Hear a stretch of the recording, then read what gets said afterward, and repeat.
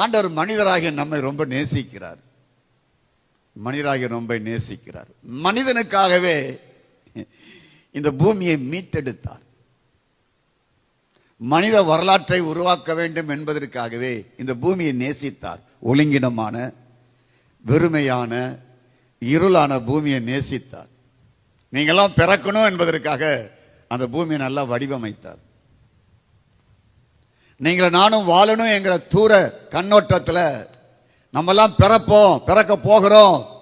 ஆகவே நம்முடைய பிறப்புக்கு இந்த பூமியில இடம் வேணும் என்பதற்காக இந்த ஒழுங்கினமான பூமியை அதற்குள் இருந்து அதை மீட்டெடுத்தார். இருளுக்குள் இருந்து அதை மீட்டெடுத்தார். ஏன் மீட்டெடுத்தார்? ஏன் மீட்டெடுத்தார்? ஒரு சந்ததியை உருவாக்க போகிறார்.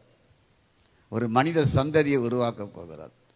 தன் சாயலான ஒரு மனிதனை உருவாக்க போகிறார். அதான் அவருடைய பிளான். அதற்காக பூமி தேவைப்பட்டது. இந்த பூமி ஆண்டவருக்கு தேவை. கரங்களை தட்டி கதரை ஸ்தோத்திரம் பண்ணுவோம்.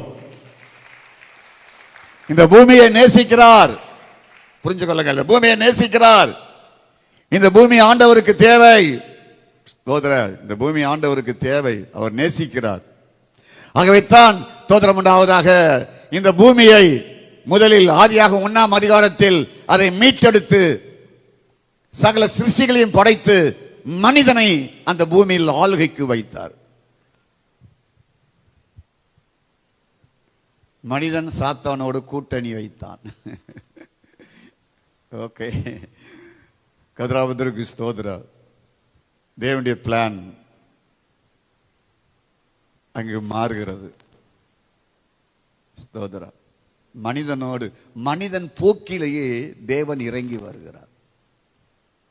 உங்க போக்கிலேயே உங்களை வந்து பிடிக்க வருகிறார். அதனால அவர் கையில் இயலாதவர் அல்ல. ஸ்தோத்திரம். அவர் கையில் இயலாதவர் அல்ல. உங்க போக்கிலேயே அவர் வராருங்க. ஆதாம் எழுதிட்டானா, அவன் போக்கிலேயே வந்து ஆதாமே எங்க இருக்கிறான்னு கேட்கிறாரு. ஸ்தோத்திரம். அவனை விட்டுட விரும்பல.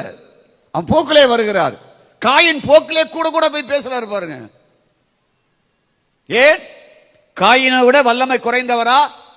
காயினை விட தொடர்ந்தாவதாக அறிவில் குறைந்தவரா?